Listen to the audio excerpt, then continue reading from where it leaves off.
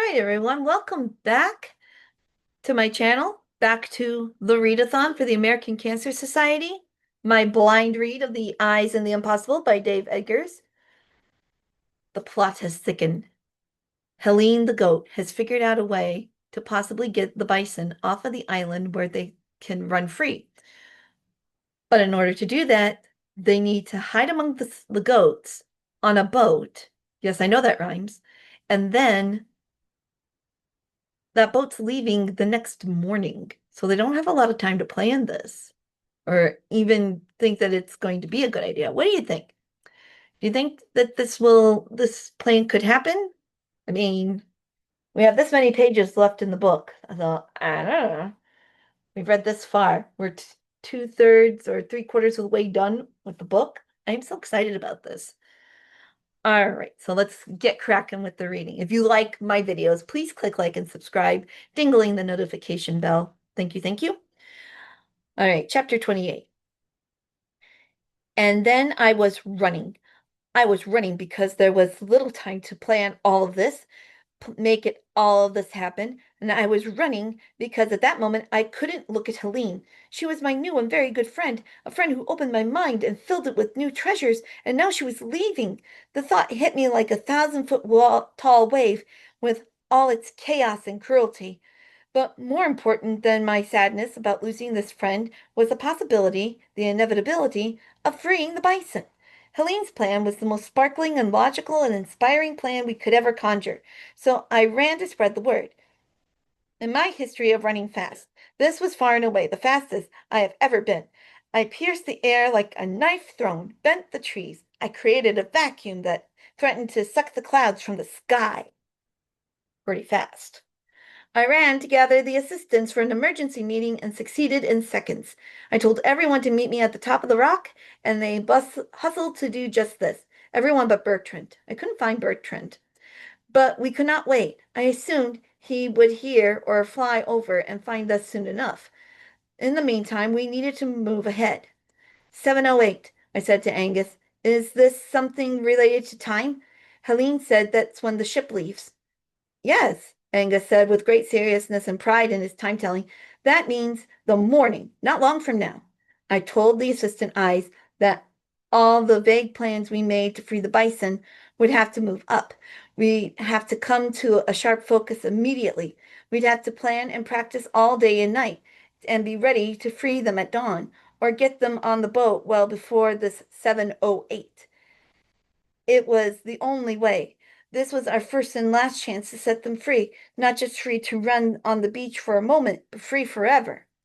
That's a lot to take in, Angus said. My brain is vibrating, Yolanda said. I like it, Sonia said. I think it can work. I was surprised that by Sonia's confident tone, and everyone else was too. I don't think anyone was doubting that we could free them or that this was a good opportunity to do this. But Sonia was the first to give this new and precious chance momentum. We need to start now, she said. I loved her for that. Sometimes in this life, so much depends on one friend simply saying, yes, we must do this. Or, yes, I see it that way too. Or, it's high time we do something great and grand. Now, with that simple statement, the fact of us doing this, of freeing the bison the next morning, became real.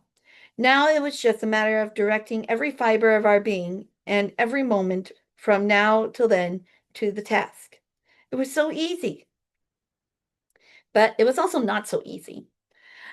It was one of those instances where it's so complicated that it's simple because we knew how complicated it would be, and that idea was simple enough. I said all this to the assistants, and they looked at me with blank stares. I realized that when I had shared this notion with Bertrand, it had made perfect sense. Anyway, Angus said, we have less than 24 hours. Everyone's stares were still blank, but this blankness was now directed at Angus, not at me, for which I was grateful. Less than a day, he clarified, and we went to work. I wanted to make sure the assistants agreed with the plan before I brought it to the bison, and now I felt ready. I came to their enclosure and found them surrounded by humans, more than I had ever seen in their midst before. Some I recognized, some I didn't. There were 10 or more. They had equipment, tools, poles, ropes, little silver discs with black boxes. What were they doing? I couldn't get close. Something about the bison being surrounded by humans with their tools made me all the more determined to set them loose. And so the rest of the daylight hours were busy with the assistants and me meeting and planning and convincing. With Angus, we convinced the raccoons to help, which wasn't very difficult, for they liked nothing better than mischief at the expense of humans. And honestly, I think they were happy to shift the focus from the museum break-in plan, which they never loved. With Yolanda's help, we met with the pelicans, 20 or more of them, to work out their role, mostly one of observation and possible misdirection. She also gathered the gulls, who were skeptical about the feasibility of the plan, but who agreed to go along. There is something about an urgent task that unites and inspires. No one said no to us, except, of course, the ducks. It was Sonia's idea to ask the ducks. I had insisted that there was no point, and Angus and Yolanda agreed. There was nothing ducks could do that gulls could not do. So why ask the ducks in the first place? Why risk them mucking up the plan as only ducks can do? Yolanda and Angus would not take part in the asking of the ducks. Ex- Exasperated, they went off to clear their heads. And there we were, Sonia and me with the ducks, standing on the edge of their smelly pond as they swam about, barely paying attention to us. When finally they noticed us standing at the water's edge, waiting to be noticed, one of them swam over. "What's all this about?" said the leader. His name was Jerome. I told him that we planned to free the bison. "Who are the bison?" said another duck. This one was Jerry. All the ducks' names started with a J. It was one of the many, many upsetting things about the ducks. Not that there was anything wrong with this J sound, but it's a fine sound, but all animals of a species should not have to adhere to one starting letter. It's bad form against all the laws of nature and good taste.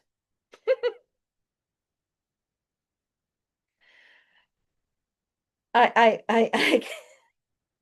that's funny. I'm sorry. Anyway, we explained who the bison were. I don't know how the ducks did not know who the bison were, but nothing about the ducks surprised me. "So, what did you say you were doing with them?" Jerome asked. "We are freeing them," I said. "From what? They are not free?" Jerome said. "They're stuck inside a fence," we told them. Jerome's head was suddenly underwater, so I didn't know if he had heard me or not. He popped up again, but then Jerry's head went under. "Tell me again, when is this happening?" Jerome asked. "Early tomorrow morning," I said. "Oh, the morning is a busy time for us," he said, and ducked his head under water again. Jerry reappeared. "Very busy," he said. "We have to swim in the morning and periodically put our heads under water. This is key." And he popped his head underwater, but Jerome was back. "Such a busy time," Jerome said. Another duck's head popped up out of the smelly green water. "What are we talking about?" she asked. This one's name was Jackie. "These guys want to free the squirrels," Jerome told her. "Not the squirrels, I said the bison." "Why would they want to free the squirrels?" Jackie asked. "The squirrels seem pretty free to me." "Bison," I said. "We're trying to free the bison." "Bison," Jerome said.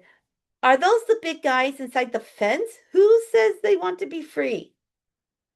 "We did, and they did," I said, and I tried to explain that their wanting to be free was not part of the debate, and that we were actually hoping to get the ducks' help in freeing them, but they continued to jabber among themselves. "Why couldn't they just fly over the fence?" Jackie asked. "I don't think they can fly," Jerome said. "Sure they can," Jackie insisted. "I see them flying all the time. They are white and fluffy and fly sort of slowly." "Oh, right," Jerome said. "I think you're talking about clouds," Jerry said. "No, we're talking about squirrels," Jackie said. "Bison," Jerome corrected. "What are we talking about again?" said a fourth duck. This one was Jeremiah. "My beak is itchy." And at that, we felt it was time to leave. We turned away, and I heard one of the ducks say, "Who was that?" The answer was, "No idea." When we were out of earshot, I told Sonia we should not have asked the ducks. No serious plan ever involves ducks. Finally, she agreed, and though she seemed bewildered and disappointed that the ducks could not be inspired. I can understand why now that they don't like talking to the ducks. They don't have much of an attention span. But we did need the rats, the crows, and the horses, so we made arrangements with all of them. And the last creature, they were excited about the plan, about freeing the bison, and they were quite happy to do it as soon as possible. After all our gatherings and plannings, I was so tired I needed some time to top at the top of the rock for air and contemplation. Don't worry, Sonia said. She had come up next to me. This time she approached with confidence, with directness, without any of the shyness I had known her for. I have to say that the transformation was remarkable, and I was very proud of her. Even her busted eye looked better, and it seemed to have turned itself into a handsome scar, a dignified thing. We're making good progress, she said. I even think the ducks will surprise you in the end. I think everyone has a role to play. I sighed the loudest sigh of my life, again with the ducks.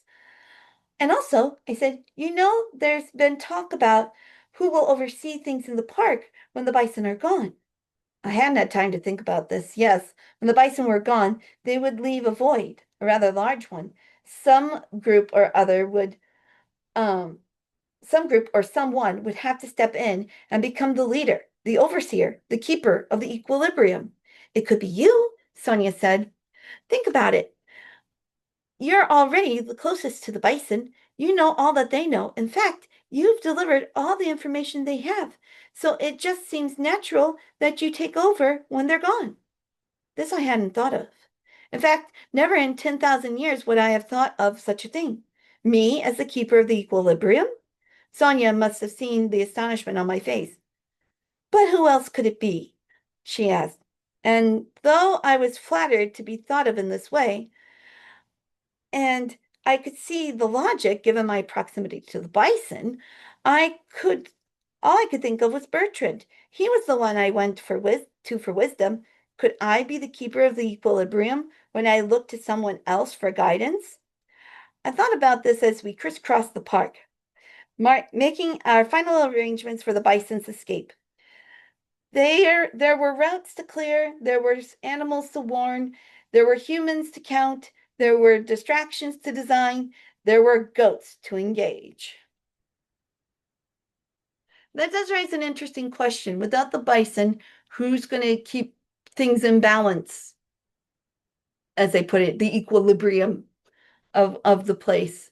And could Johannes do it, even if he gets advice from somebody else like Bertrand?